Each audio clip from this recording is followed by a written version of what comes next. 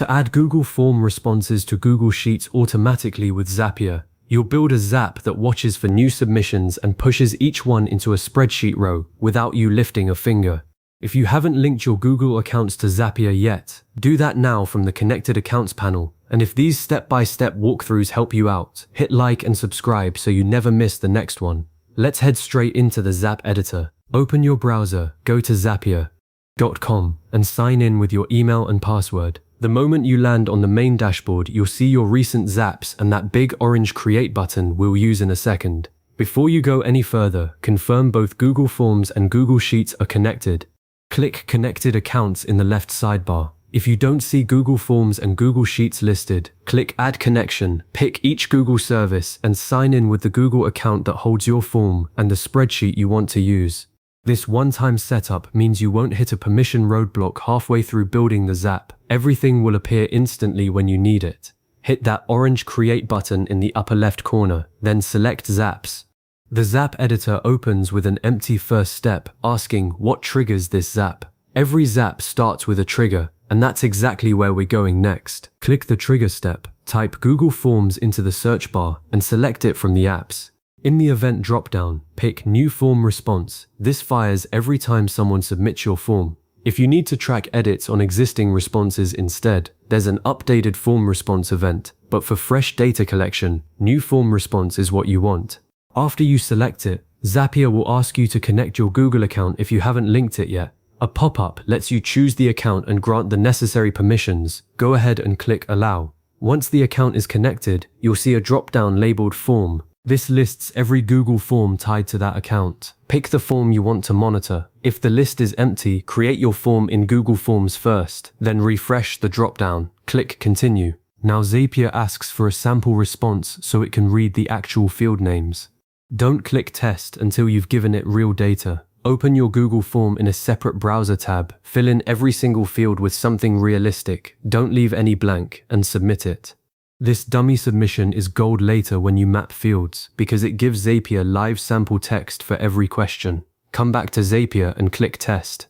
After a few seconds, you'll see a green success banner and a review of the sample data, field labels like email address, question 2, and the values you just typed in. That confirms the trigger is set up correctly. With the sample data in hand, the mapping step will feel effortless. Click the Action step, search for Google Sheets, and choose it. Select the Create Spreadsheet Row Action event. That's the one that inserts a new line at the bottom of your sheet. Again, if you haven't already connected your Google account for Sheets, do it now. Use the same Google account that owns the destination spreadsheet. After connecting, Zapier drops you into the spreadsheet selection screen. You'll see a drop-down of all the Google Sheets in that account. If your target sheet isn't there yet, pause, go to Google Sheets, create a fresh spreadsheet, and add column headers in the very first row. Things like timestamp, name, email, feedback, matching your form questions. I can't stress this enough. Without headers, the mapping section gives you nothing to map to, and you'll be guessing which column gets which data. Once your sheet has headers, refresh the drop-down, select the spreadsheet, then pick the specific worksheet tab. Click Continue.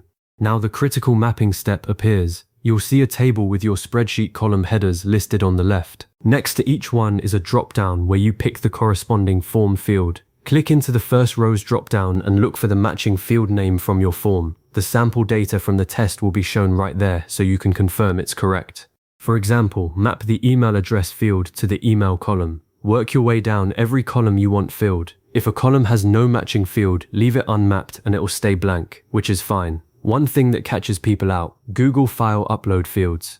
The Create Spreadsheet Row action will insert the file's public URL into the cell, not the file itself. That's usually what you want for reporting, but don't expect the actual attachment to appear in Sheets. Double check that field names match exactly. Zapier is case sensitive, so phone and phone are seen as different. When you're satisfied, click Continue. Click the Test button. Zapier sends a live request to your spreadsheet using that sample data.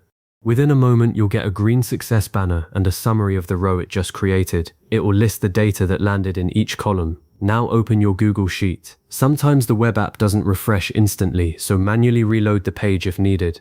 You should see a new row at the very bottom with all the form responses sitting in the correct columns. If anything looks off, a field is missing, or the data is in the wrong column, go back to the action step, fix the mapping, and hit test again. Each test adds a real row, so after a few rounds you'll have several test entries. Just delete those later. The most common reason for a failed test here is mismatched column headers. If you renamed a column after mapping, Zapier won't find it and the test will spit out an error. So keep headers stable, and if you get an auth expiration error, just reconnect the Google account in the action step. Once the test row looks perfect, give your Zap a useful name, something like contact form to subscriber sheet, so you can spot it at a glance next week. Review the workflow to double-check both steps, then click Publish. The Zap activates immediately and begins watching your Google form. On free Zapier plans, polling happens about every 15 minutes, so there's a small delay between submission and the row appearing.